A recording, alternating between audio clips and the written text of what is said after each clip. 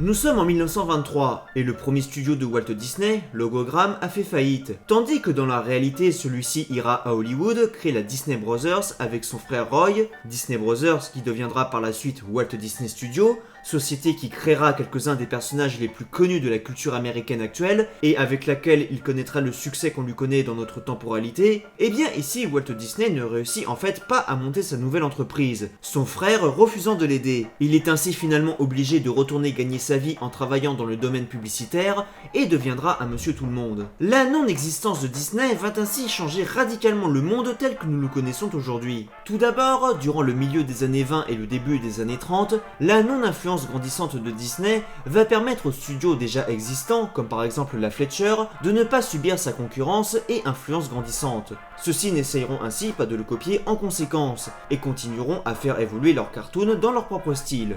D'ailleurs, tous les personnages créés par Disney n'existant pas, on imagine qu'il va y avoir une place plus importante qui va se créer dans la culture américaine pour des personnages comme Popeye, Betty Boop, Coco le Clown et j'en passe, ainsi que d'autres qui seront sûrement inventés par la suite. On imagine aussi aisément que les studios concurrencés par Disney dans notre temporalité ne connaîtront ici jamais la faillite ou de rachat en partie causé par celui-ci. Au contraire, le marché des cartoons étant prolifique, on imagine même que plusieurs petits studios ouvriront probablement leurs portes. La non-influence de Disney se fait aussi ressentir au niveau de la qualité de l'animation. Ici donc, pas d'introduction à la couleur en 1932 avec Flowers and Trees. Pas d'animation poussée incitant les studios à suivre le pas non plus pour continuer à attirer le public. Et surtout, pas de long métrage d'animation en 1937 avec Blanche-Neige et les 7 nains, et l'impact mondial qu'il va avoir. Bref, les dessins animés restent un produit bon marché, leurs histoires restent simples, et leur humour et leurs gags restent plus dans le domaine du burlesque. Aucune direction vers le domaine de l'émotion n'étant ici donnée.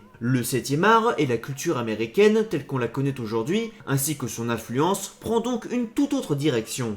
Par la suite, durant les années 40, la Seconde Guerre mondiale et toutes les œuvres de propagande qu'elle entraîne avec elle impactent évidemment directement les cartoons. Des héros comme Popeye ou Private Snafu sont ainsi utilisés dans des courts-métrages anti-japonais ou allemands, et on peut le supposer deviennent un peu des mascottes nationales. Mascottes qui sont exportées au travers du monde derrière les Américains, donnant ainsi l'image d'une Amérique forte et conquérante de ses adversaires antidémocratiques. À la fin de la guerre, le nationalisme est donc au plus haut aux États-Unis, les cartoons ayant gagné en popularité et notoriété durant cette période, leur style ayant d'ailleurs évolué pour devenir plus violent qu'avant-guerre.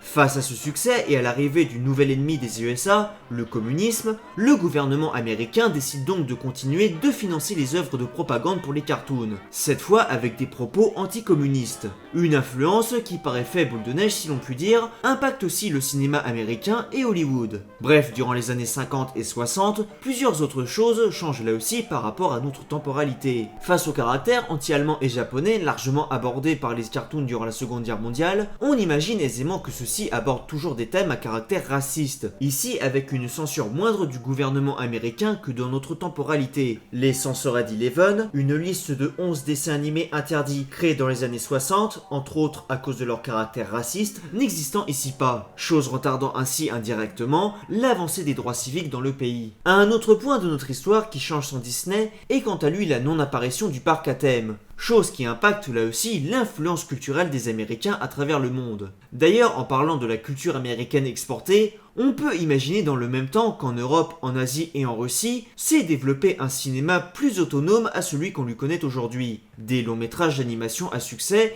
y ayant sûrement été créés durant les années 50 et 60, sur le modèle de ce qui se faisait avant-guerre. Un cinéma et des longs métrages d'animation qui empêchent donc encore plus la culture américaine de bien s'exporter. Ce qui, on l'imagine, permet ainsi aux Russes d'étendre leur propre influence culturelle, notamment en Europe, et de s'attirer ainsi la sympathie des pays européens, qui les considèrent pour la plupart comme les véritables libérateurs des Allemands lors de la Seconde Guerre mondiale. Bref, sur le sol américain, toute cette propagande accumulée et ces dessins animés pro-guerre anticommunistes ont quant à eux des effets à court comme à long terme. Tout d'abord, ils encouragent beaucoup plus de jeunes de la génération montante à s'engager dans l'armée et réduisent du même coup l'influence des mouvements pacifistes comme le mouvement hippie, qui est sévèrement réprimandé car considéré comme antipatriotique et à la solde des communistes. Ce qui permet ainsi aux États-Unis de venir à bout du Vietnam et de gagner la guerre, la population étant bien plus favorable à celle-ci. Oui bon bah c'est mon uchronie, je fais ce que je veux. Bref, à partir de là, politiquement parlant,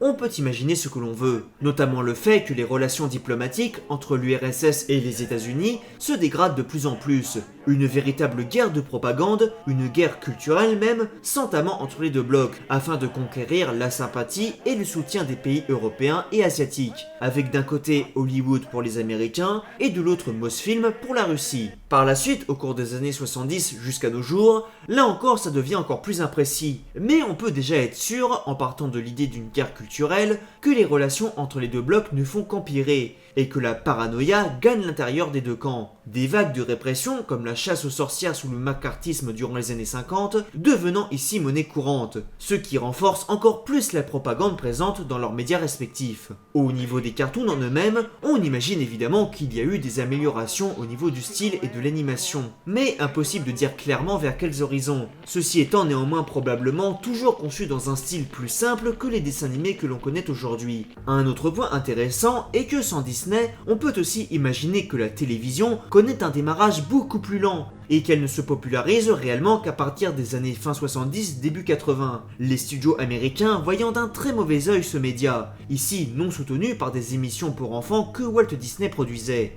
Du moins c'est le cas aux États-Unis, puisqu'en Europe et en Russie, l'URSS aurait pu devenir un pionnier dans ce domaine et exporter ses émissions un peu partout. Par la suite, dans un autre domaine, pour ce qui est de l'animation 3D, celle-ci n'existe sûrement pas, et si elle est inventée un jour, elle ne proviendra sûrement pas des États-Unis, ce qui impacte, comme on s'en doute, le développement de l'informatique, des jeux vidéo s'il y en a, et j'en passe. Bref, tout ceci fait qu'Hollywood, et le cinéma tel qu'on le connaît aujourd'hui, n'existe tout simplement pas. Et oui, c'est la théorie des dominos. Sans Disney, pas de film Disney, c'est QFD, ce qui fait que beaucoup d'acteurs ou gens ayant travaillé pour celui-ci restent ici dans l'ombre. De nombreux scénaristes, réalisateurs ou autres ne pourront aussi jamais puiser leur inspiration dans ces œuvres. On peut d'ailleurs ajouter à cela que le développement des effets spéciaux s'est sûrement poursuivi bien différemment d'une autre sans la 3D.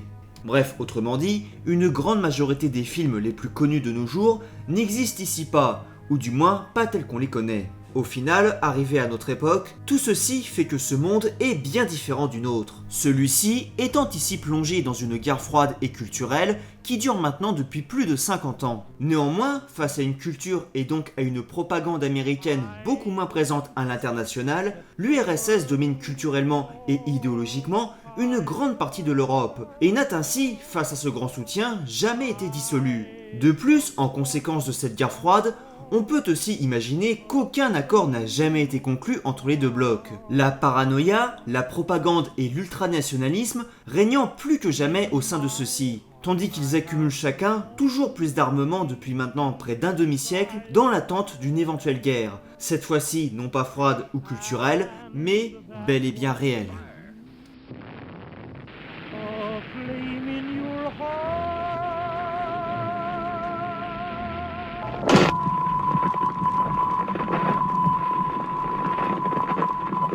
Et voilà, c'était donc mon uchronie si Disney n'avait jamais existé. J'espère que ça vous aura plu. Si vous voulez aller voir l'opposé de ce scénario, c'est-à-dire un monde où Disney serait devenu cette fois-ci la première puissance culturelle et commerciale du monde, et serait devenu un peu un empire omniprésent qui contrôlerait chaque aspect de la vie, eh bien je vous invite à aller voir l'autre uchronie proposée sur la chaîne d'Alteris. Sur ce, merci à tous d'avoir regardé, et je vous dis à bientôt pour de prochaines vidéos.